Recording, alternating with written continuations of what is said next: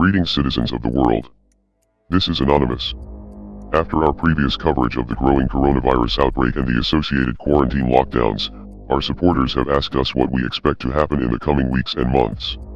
It would be impossible for us to truly predict the future, especially in a situation that is developing so rapidly, but we have been keeping a close eye on this situation, and we are comfortable enough in our research to make a few predictions about what lies ahead. These are simply predictions and are not to be interpreted as statements of fact. As always, you need to do your own research. One thing is for sure, we are only seeing the very beginning stages of this pandemic, and this is something that experts from around the world agree on. The United States and Europe have both been relatively safe from deadly outbreaks in the past several decades, but it appears that their luck has run out. In fact, these areas may end up having things much worse because they have refused to take this issue seriously early on. Citizens of Italy are now regretting the cavalier attitude that they had in the early days of the outbreak in their country, and are now warning others that this pathogen is far more dangerous than the seasonal flu. Unfortunately, no one seems to be listening to these warnings, especially in the US and the UK, which will likely end up as global epicenters as a result of their inaction. In the United States, officials are finally starting to realize that the illness is about to explode domestically, but for a variety of different reasons, citizens of the country would never voluntarily participate in the kind social distancing that is needed to slow the spread. This will serve as a perfect excuse for the US government to declare martial law, a process that has already started to happen with President Donald Trump's recent national emergency decree. To unleash the full power of the federal government in this effort today, I am officially declaring a national emergency. The National Guard is already active in multiple cities across the country.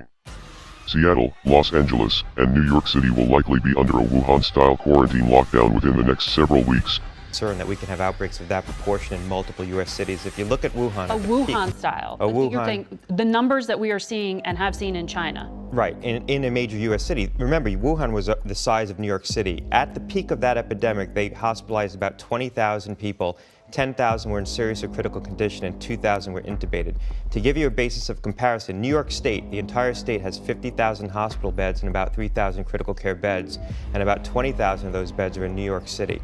So if we have a Wuhan-style outbreak in New York City, that's going to overwhelm the system. So they need to be building surge capacity right now in anticipation of that possibility. Now, there's ways to avert it, but that's the risk that we face right now. With no one allowed to enter or leave the cities unless they have special permission from the government, which will be very difficult to obtain. Our sources in the states believe that New York will be the first city to go into lockdown, since the numbers of cases are growing exponentially in the city, and the governor of the state has expressed in a recent press conference that such measures would not be ruled out. The New York Times has reported that the city's most wealthy citizens began to flee the region after hearing rumors that a lockdown was imminent. Around the same time, The Guardian spoke with private jet executives, who revealed that there has been a surge in business over the past month because the super-rich are all fleeing to their multi-million-dollar doomsday bunkers. If the virus or the military-style lockdowns have not hit your neighborhood, you may still think that this is a joke due to the misleading statistics, but whether you realize it or not, your life is about to change in a big way. There is a very real possibility that US elections could be suspended or canceled as a result of the coronavirus.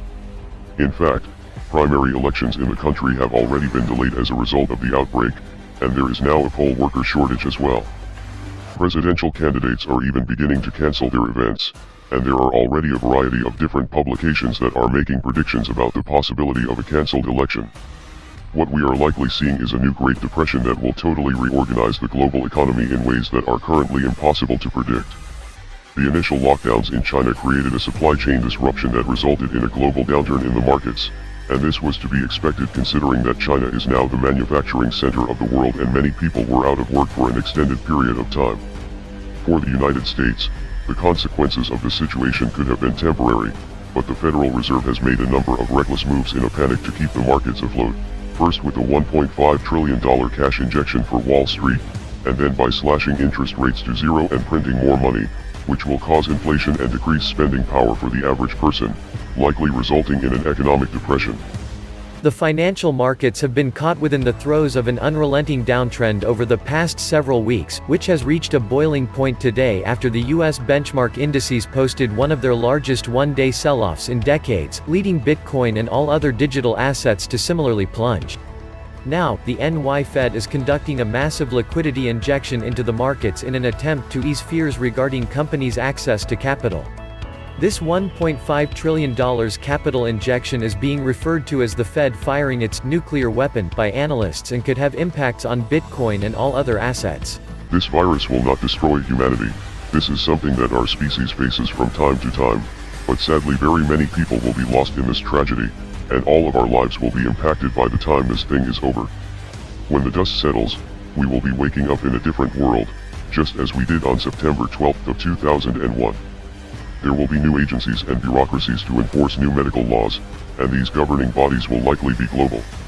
As we have seen with the tragedies of the past, the people in power will use this crisis as an excuse to accomplish goals that they have been working on for a very long time. We are anonymous. We are legion. We do not forgive. We do not forget. Expect us.